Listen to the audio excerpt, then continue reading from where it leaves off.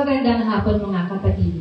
Magsiluhod tayo at ating pagdasalin ang panalangin ng kaloob bilang ating pag-aalay sa misang ito. Panginoon, tanggapin mo po ang aming handog, bunga ng aming pinagpaguran at ang pagunlad ng mga kaloob na iyong bigay. Basbasan mo kami at ang aming mga handog, gawin mo kami kasangkapan sa pagpapalaganap ng iyong kaharian. Amen. Magsitayo tayo. Ngayon ay ika-4 na linggo ng Pasko ng Muling Pagkabuhay, ang linggo ng Mabuting Pastol at pandaigdigang araw ng panalangin para sa bukasyon. At ang mangunguna sa ating pagdiriwang ay si Reverend Father Eugene Castilla Jr. Sabayan natin ang koro sa pag-awit.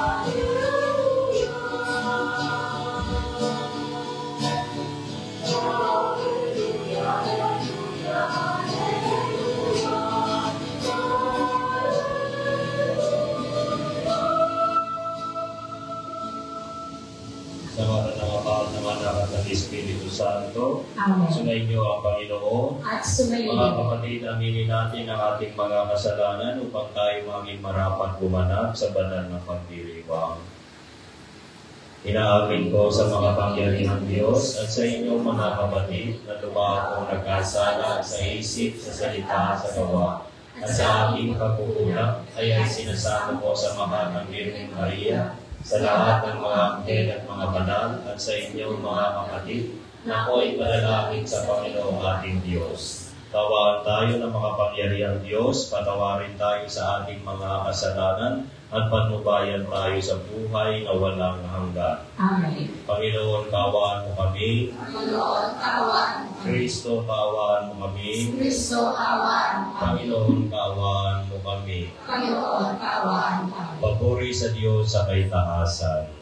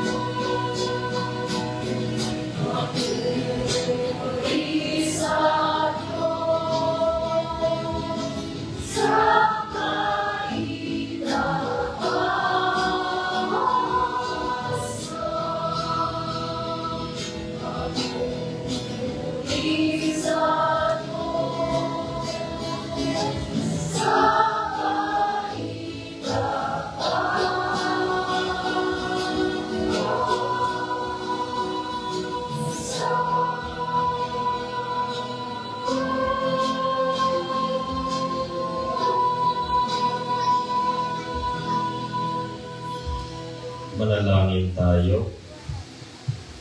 Ama naming makapangyarihan, nakain mo kami upang kami mapabilang sa mga maliligayang kapiling mo sa kalangitan, upang sa pagsunod namin bilang abangkawan, kami makarating sa sinapit ng pastor na dinangal, na siyang namamagitan kasama ng Espiritu Santo magpasawalang hanggan. Amen. Magsiupo na pang lahat at pakinggan ang pagpapahayag ng salita namin.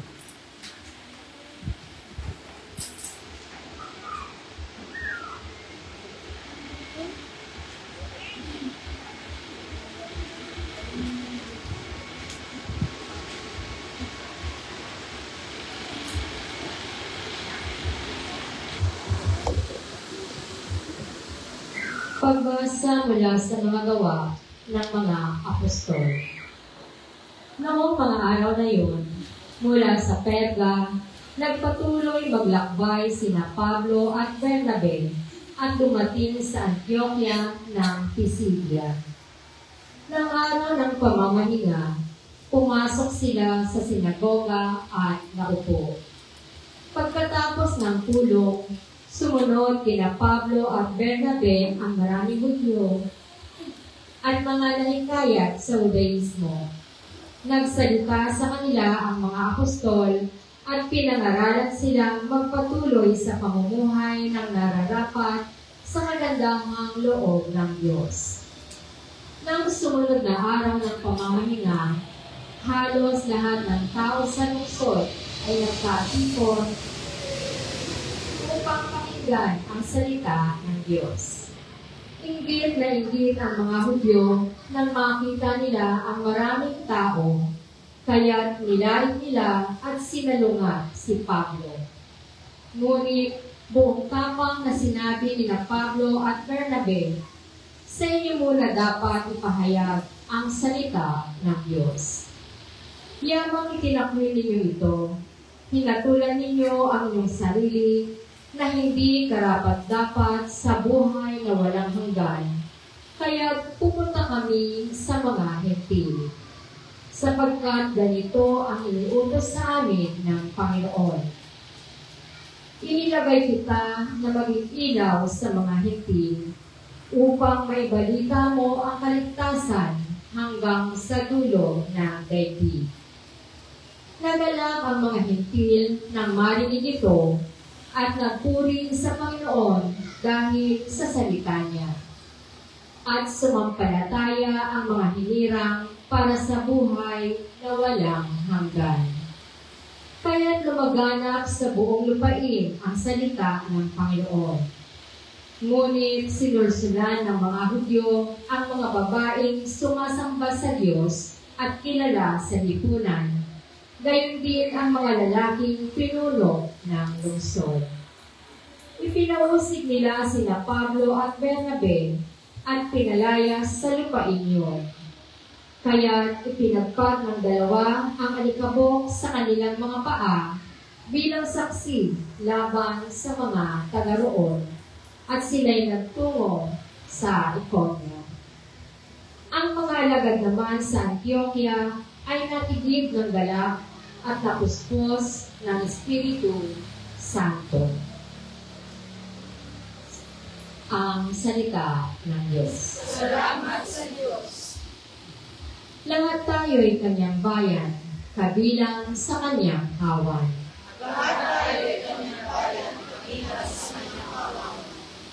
Umawit sa kagalakan ang lahat ng mga bansa.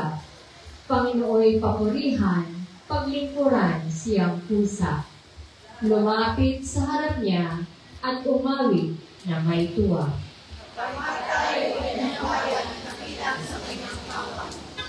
Ang Panginooy ating Diyos, ito'y dapat malaman. Tayo'y Kanya, Kanyang lahat, tayong lahat na nilalang. Lahat tayo'y bayan niya, kabilang sa Kanyang kawan.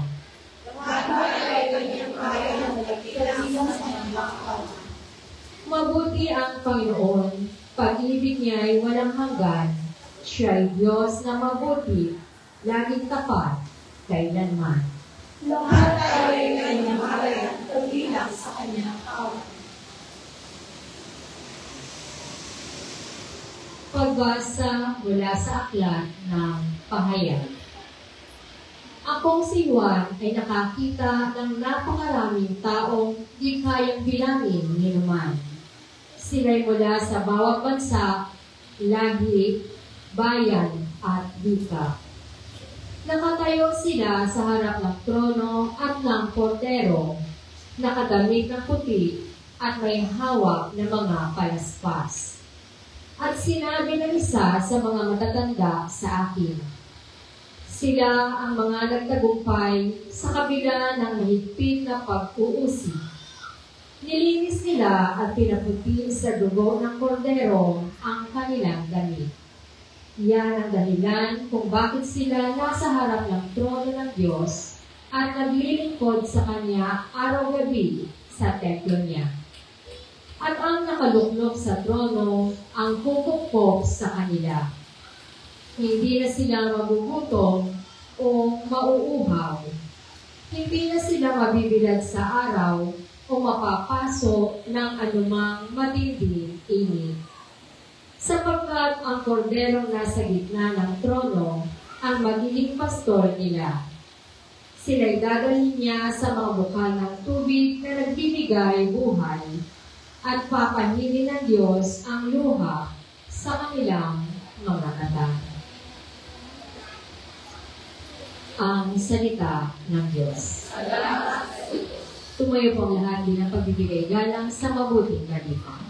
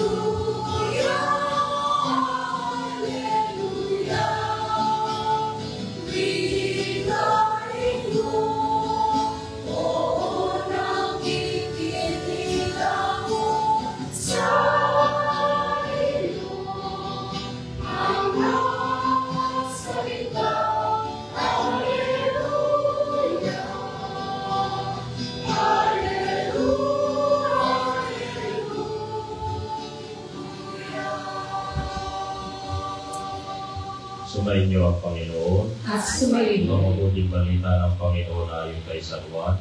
Papuri sa iyo, Panginoon.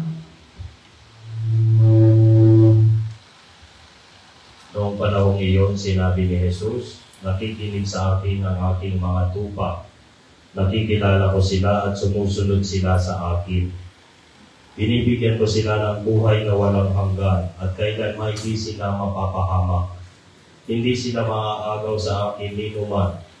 Ang aking Ama na nagbigay sa kanila sa akin ay lalong nakita sa lahat at hindi sila maaagaw ni numan sa aking Ama. Ako at ang Ama ay iisa. Ang mabuting balita ng Panginoon. Pinupuri ka namin, Panginoong Jesucristo. Magsiupo na po ang lahat. Magandang hapon po mga kapatid. Alam niyo ba na mayroon na tayong bagong Santo Papa? Alam niyo ba ang pangalan niya? Ang pangalan niya, siya si Cardinal Francis Robert Prevost. Taga saan po siya? Kilala niyo kung anong bansa? Siya ay taga USA. Kauna-unahang Amerikano na naging Santo Papa at kauna-unahang Agustino na naging Santo Papa. Ibig sabihin, Order of St. Augustine ang kanyang pinanggalingan.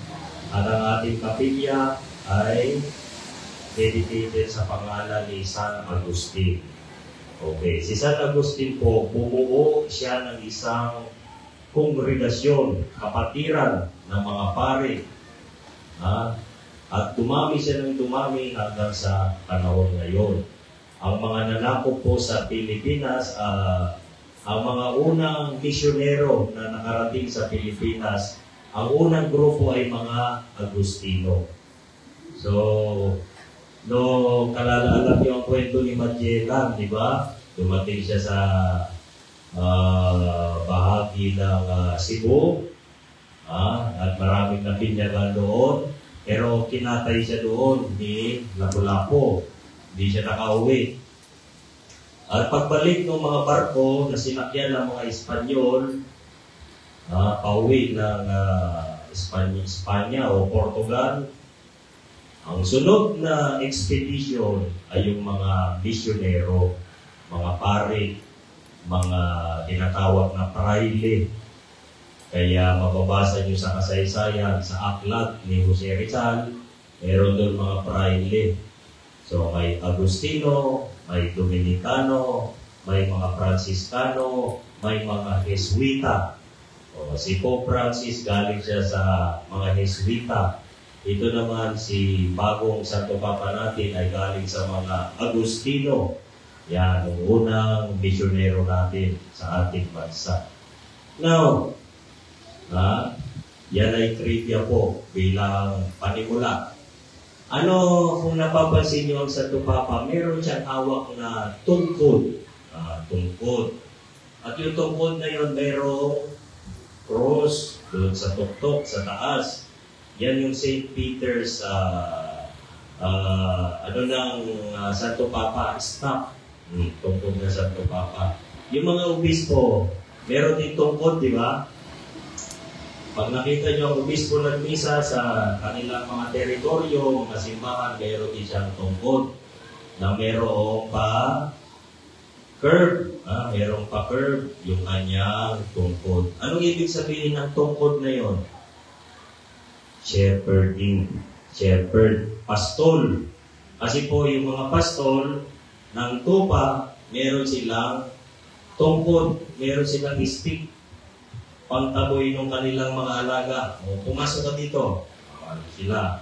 Gagamitan nila ng kanilang hawak na stick o tungkod. So, ang tema po natin ay tungkol sa Good Shepherd.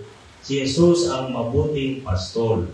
Kung mabuting pastol, meron bang masamang pastol? Meron po. Kaya nasabi ni Jesus, ako ang mabuting pastol. Parang sinasabi niya, hindi katulad ng mga dating pastol, hindi sila mabuti, masasamang pastol. Unang-una, yung mga pastol noon ay equated o kabilang doon sa mga magnanakaw, robbers, and thieves. Yun ang reputasyon ng mga pastol. At yung mga pastol noon ng mga tupa ay mga upahan. Yung sabi upahan, bayaran lang sila. So kung ikaw ay bayaran lang, yung alaga mo hindi sa'yo yun, inuupahan ka lang. Pwede mong imaltrato, parang tao, di ba? Hindi mong imaltrato yung mga alaga mo, upahan ka lang eh. So, gano'n ang mga pastol. Ngayon, sa panahon ng mga Israelita, panahon ni Jesus, o bago dumating si Jesus, ang mga hari na nakaupo, mga hari, panahon-panahon ng mga hari, sa Israel, sila ay kinikilala din na pastol. So, metaphorical. Bakit? Dahil mayroon silang kawan, flock. mayroon silang mga taong nasasakupan. Kaya ang sabi nila, ang mga hari ay isa ding pastor. Okay. Pero anong klaseng pagpapastol ng mga hari? Katulad ng masamang pastor. Hindi sila mabuting pastor dahil sila ay mga nangaabuso sa kapangyarihan. O, di ba? O dahil sila ay sumasamba sa mga Diyos-Diyosan, dahil sila ay nakikipagsapwatan sa mga kalaban, mga mananakop na bansa. Ganun ang kasaysayan ng mga hari ng Israel. Eh sabi ng Panginoon, magpapadala ko ng mabuting pastor. Walang iba, kundi yung kanyang sariling anak. Yan ay yung New Testament ngayon, ang bagong lipan. Si Jesus ang mabuting pastor. Sabi naman ni Jesus, ang mabuting pastor ay handang mag-alay ng kanyang sariling buhay. Pinatunayan niya yun, di ba? Sa kanyang pag-aalay ng buhay sa krus. Sa kanyang kamatayan at muling pagkabuhay, nabigyan niya tayo ng eternal life, buhay na walang hanggan. So that's it about mabuting pastor. Tingnan natin ang sabi sa Ebanghelyo. Sinabi ni Jesus, nakikinig sa akin ang aking mga tupa. Nakikinig. Okay. Yung mga pastor natin ngayon, nakikinig ba tayo doon? So, dalawang klase. Religious leaders, sila po ay mga shepherds. The Pope, the bishops, the priests, sa simbahan natin, sila ang nagpapastol. Sa political life natin, sino yung mga kinikilala nating pastor? Yung mga pinuboto nyo para maging pinuno ng bayan. At bukas ay magkakaroon na naman tayo ng pagpipili kung sino ang mamumuno sa loob ng 3 taon sa local government. Kaya napapanahon ang ating pagninilay sa ating Ebanghelyo kung paano tayo pumili ng pastol. Ngayon, sabi ni Jesus kay Pedro, ito yung nakaraang linggo yung sabi ni Jesus, do you love me? Mahal mo ba ako? Ano sagot ni Pedro? Yes, Lord, mahal kita. Sabi ni Jesus, pakainin mo ang aking mga tupa. Yun ang instruction ni Jesus, pakainin mo. 3 beses niyang sinabi, tinanong si Pedro, sumagot din si Pedro, I love you, mahal kita, iniibig kita. Pero sabi ni Jesus, 3 beses din, pakainin mo ang aking tupa. Alagaan mo ang aking mga tupa. Pakainin mo ang aking mga tupa. Ano pong ibig sabihin nito? Si Pedro ang magiging successor ni Jesus. Ang tagasunod, ang papalit kay Jesus. Kasi akit na si Jesus sa langit, di ba? Namatay siya. Kailangan mayroong magpatuloy. Yun si Pedro. So, si Pedro ang magpapatuloy. So, kaya siya yung unang shepherd, tinatawag na Santo Papa ng simbahan, pinakauna ayon sa tradisyon. At lahat ng mga sumunod na Santo Papa ay nanggaling doon sa linya ni San Pedro, the Petrine Ministry. Okay, sabi ni Jesus, keep my love. Ibig sabihin, kung ikaw ay binigyan ng assignment o tasking na maging leader, yan ang unang mong gagawin. Pakainin mo sila. Huwag mo silang gugutumin. In short, ang pisikal na pangangailangan ng tao ay trabaho mo yun para punuan. So, tingnan naman natin sa political life natin. Ano ba dapat ang ginagawa ng ating mga pinuno o namumuno? Kailangan magbigay sila ng services, social services. Meron ba silang pagkain? Nakakain ba sila 3 beses sa isang araw? O baka wala silang pambili ng pagkain dahil mahal ang mga bilihin? Meron ba silang bahay para hindi sila maulanan? O baka wala silang matuluyan? O pag nagkasakit sila, ipapagamot mo ba sila? Libre ba yung gamot? Meron ba tayong mga ospital? Yan ang trabaho ng ating mga pinuno, tinatawag na mga pastol. Social services, edukasyon, makakapag-aral ba sila? Meron bang malapit na paaralan? Pasilidad, infrastruktura. Iyan po ang ibig sabihin ni Jesus, heed my love. Pakainin mo ang aking mga tupa. Kaya sila ay ang mga pinuno ng bayan, sila ang kumakatawan sa isang pastor. Ang tanong, sila ba ay mabuting pastor? So, sabi ni Jesus, ako ang mabuting pastor. Bakit? Ang mabuting pastor, hindi niya pababayaan ang kanyang mga tupa. Hindi niya hahayaang mawalay sa kanya o walang mangyayaring masama sa kanyang mga tupa. Ang mabuting pastor, ililigtas niya yung tupa. Pag mahuhulog sa bangin, sasaluin niya yun. Pag mahuhulog sa balon, ililigtas niya yun. Kapag may sakit yun, gagamutin niya. Ganoon ang trabaho ng pastor. Kaya sabi ni Jesus, nakikinig sa akin ang aking mga tupa, nakikilala ko sila, at sumusunod sila sa akin. Ang tanong, kanino tayo sumusunod? Sa mabuting pastor ba? Sundan natin si Jesus, ang siguradong mabuting pastor. Dahil marami tayong sinusundan. Kaya, di ba? Mga followers kayo. Kanino kayong followers? Yung mga iniidolo nyo sa social media, mga followers kayo. Pero, kayo ba ay makakarating sama kung susunod kayo sa kanila? Kayo ba ay maliligtas o baka kayo ay mapahamak?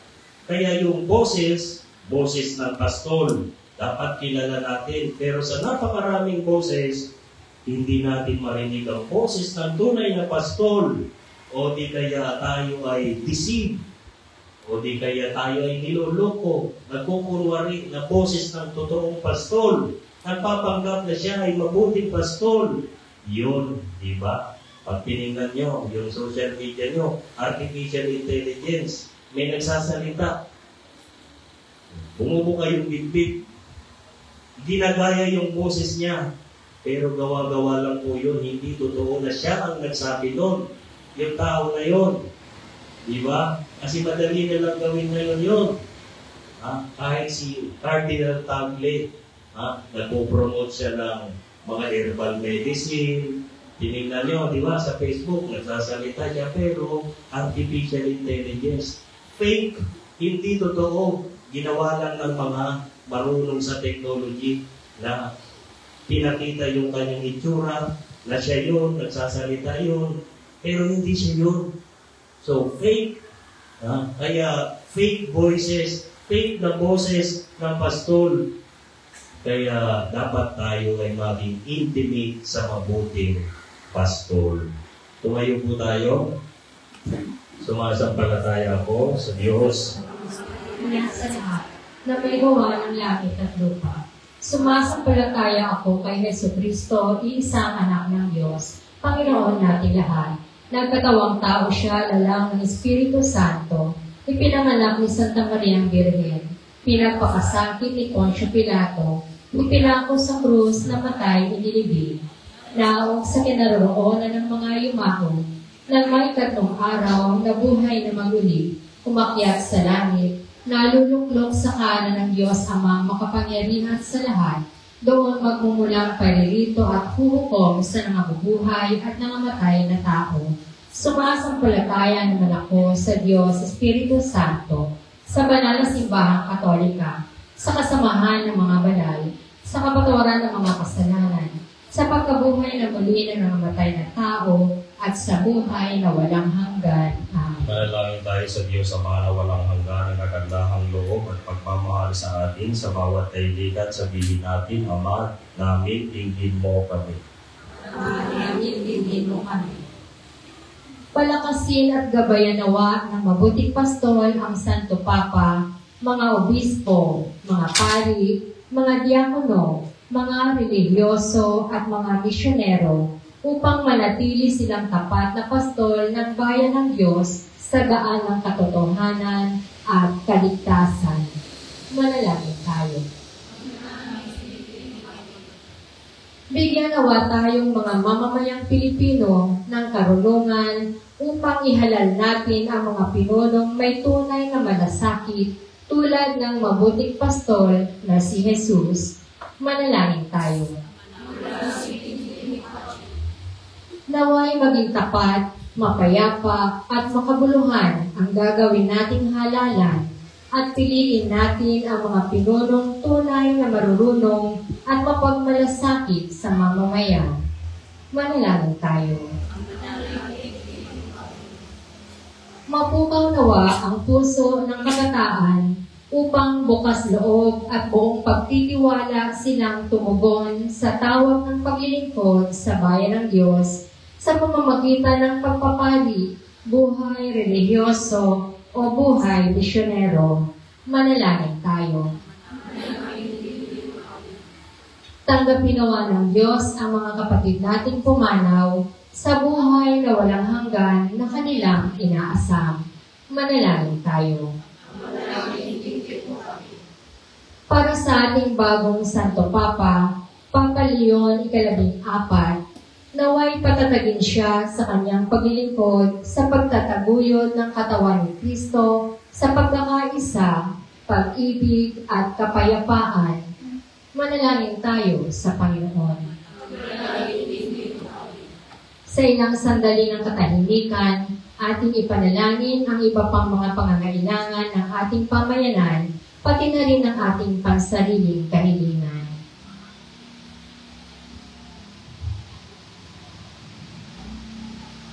Manalangin tayo. Ama naming mapagmahal, ipagkaloob mo na ang kahilingan ng iyong mga anak alang-alang kay Kristo naming Panginoon. Amen. Amen. Magsimpo na po lang.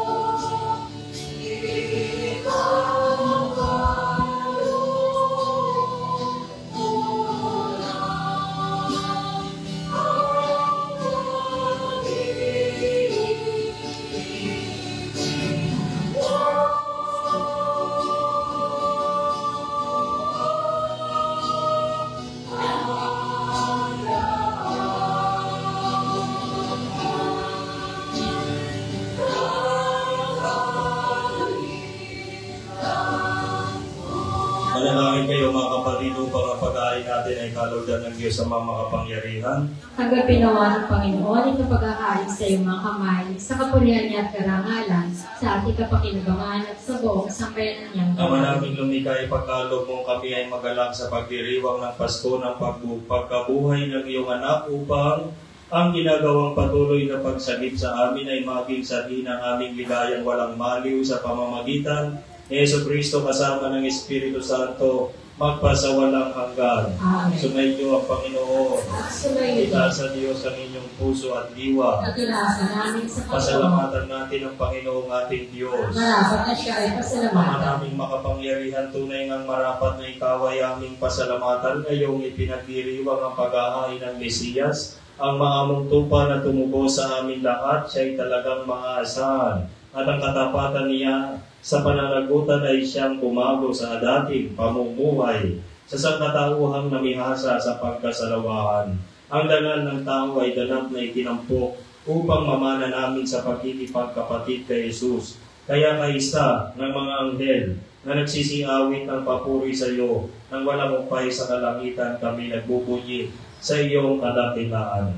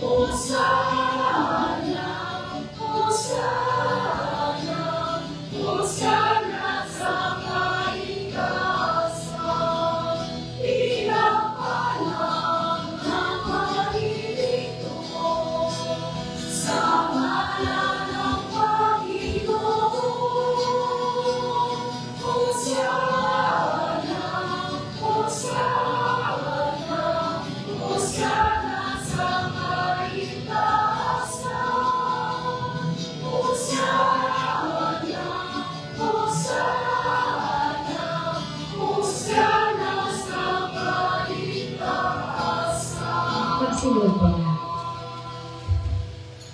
Ama namin banal, ikaw ang bukalan ka ng kabanalan, kaya't sa pamamagitan ng iyong Espiritu gawin mong banal ang kaloob na ito upang para sa amin maging katawan at dugo ng aming Panginoong Jesucristo bago niya pinagtisang pusang loob na maging handog ginawa niya ang tinapay, pinasalamatan kaniya, pinaghati-hati ngayon. Iniabot sa kanyang mga alagad at sinabi, tanggapin ninyong lahat ito at kanin ito, ang aking katawan ay ihahandog para sa inyo.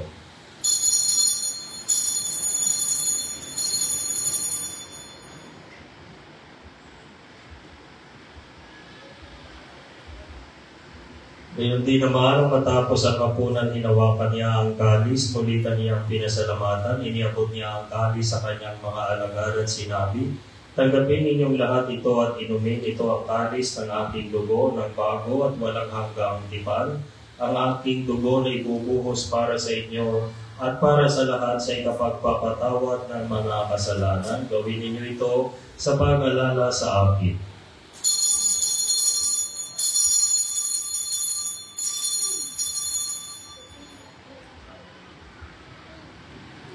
Ipagpunyi natin ang misteryo ng pananampalataya.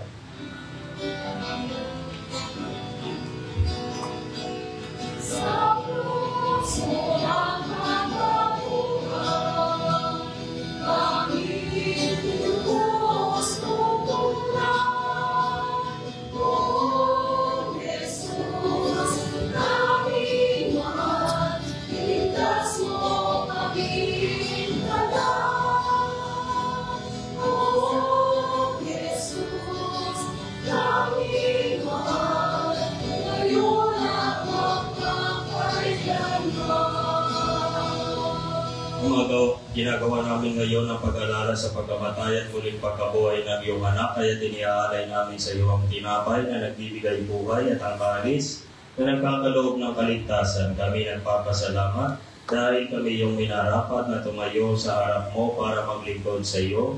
Sinasama namin kaming magsasalo-salo sa katawan at dugo ni Kristo ay mabuklod sa pagkakaisa sa pamamagitan ng Espiritu Santo.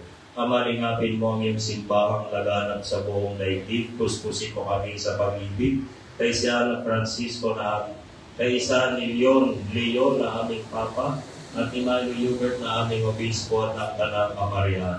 Alalahanin mo rin ang mga kapatid naming nahimlay ng may pag-asa. Sila'y muling mabubuhay, gayon din ang lahat ng mga pumanaw.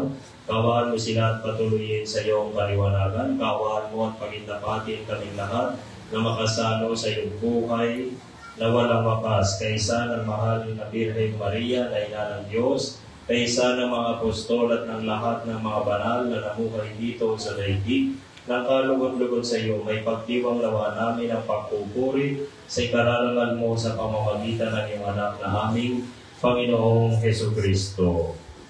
Sa pamamagitan ni Kristo kasama niya at sa Kanya, ang lahat ng parangal at papuri ay sa iyo, Diyos Amang makapangyarihan kasama ng Espiritu Santo, magpasawalang hanggan.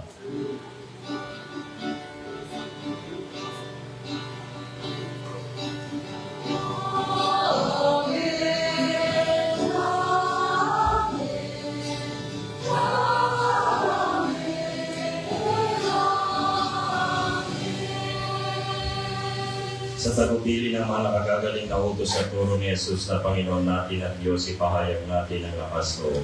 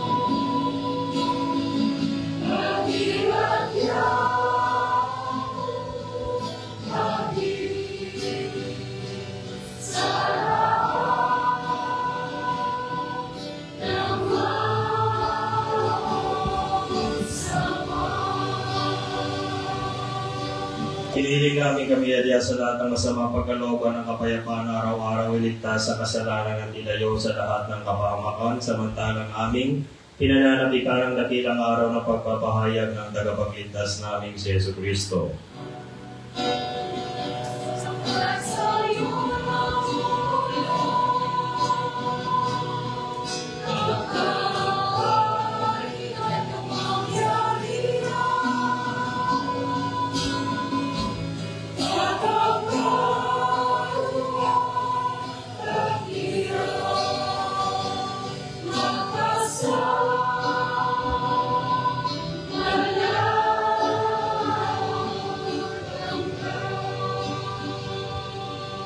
Panginoong Jesucristo, sinabi mo sa iyong mga apostol, kapayapaan ang iniiwan ko sa inyo, ang aking kapayapaan ang binibigay ko sa inyo. Tumayan mo ang aming Pananampalataya at huwag ang aming pagkakasala, pagkalooban mo kami ng kapayapaan at pagkakaisa. Ayon sa iyong kalooban kasama ng Espiritu Santo, magpasawalang hanggan. Amen. Ang kapayapaan ng Panginoon ay laging sumainyo. At sumainyo. Magbigayan kayo ng kapayapaan sa isa't isa.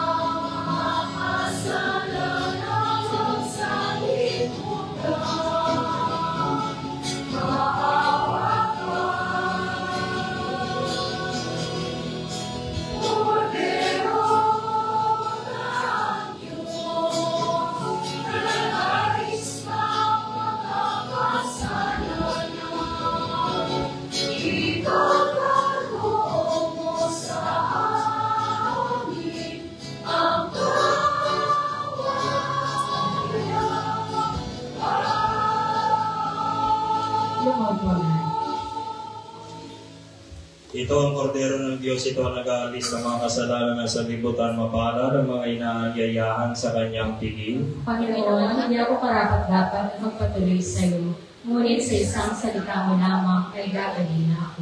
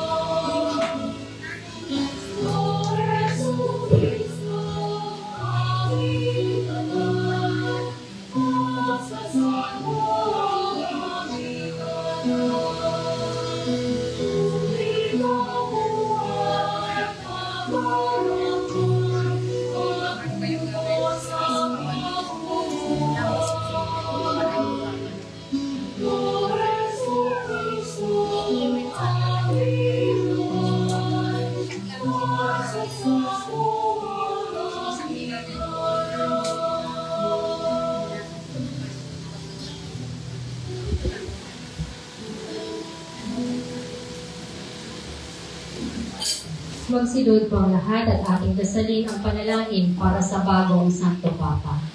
Panginoong Hesukristo, mabuting pastol at dakilang pari, Pinupuri at pinasasalamatan ka namin sa pagtawag mo kay Papa, Papa Leon, 14, upang maglingkod bilang pastol ng buong simbahan. Pamunuan nawa niya kami bilang mabuting pastol na kumakalingap sa kanyang kawan at lumilingap sa mga naliligaw na tupa.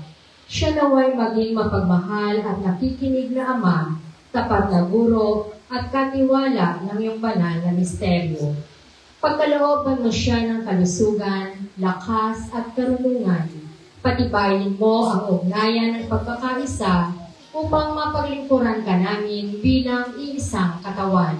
Dalisayin mo kami at itaguyod sa pagmamalasakit sapagkat ang iyong pag-ibig sa amin ay hindi nagmamaliw. Itulog mong kami ay masigasig na tumugon sa iyong misyon. Ikaw na nabubuhay at nagahari, kasama ng Ama at ng Espiritu Santo, magpa sa walang hanggan. Amen. Tumayo na po. Manalangin tayo. Ama naming mapagmahal, ikaw ang butihing pastol na nagtataguyod sa amin, kaya kaming kawan mo ay iyong tangkilikin, pakundangan. Sa dugo ng anak mong dumanak upang kaming lahat ay iyong mailigtas, barapatin mo kami makarating sa pastulan na inilalaan mo sa amin ngayon at kailanman sa pamamagitan ng Jesucristo kasama ng Espiritu Santo magpasawalang hanggan. Amen. Magsiupo muna po ang lahat para sa announcement. Tayo po ay magkakaroon ng second collection sa linggong ito. Ang pondo po na malilikom ay para sa operations ng PPCRV volunteers ng ating parokya sa darating na eleksyon. Bilang pagdiriwang ng Flores de Mayo, tayo pong lahat ay patuloy na iniimbitahan, lalo lang ang mga kabataan, para mag-alay ng bulaklak at panalangin kay Maria. Ito po ay tuwing Lunes hanggang Linggo sa buong buwan ng Mayo sa ating parokya. Sisimulan po ito ng katekismo sa ika-4 ng hapon, pag-aalay ng bulaklak at pagdarasal ng rosaryo sa ika-5 ng hapon, at susundan ng misa sa ika-6 ng gabi. Maaari pong bisitahin ang St. Andrew the Apostle Tuasay official Facebook page para sa mga iba pang announcement at upcoming activities ng ating parokya. Maraming salamat po. Magsitayo tayo. Sumayin niyo ang Panginoon at pagpalain kayo ng mga pangyarihang Diyos, Ama at Anak at Espiritu Santo. Amen. Tapos na ang pananamisa, umayo kayong taglayang kapayapaan upang ang Panginoon ay mahalin at paglikuran. Salamat sa Diyos.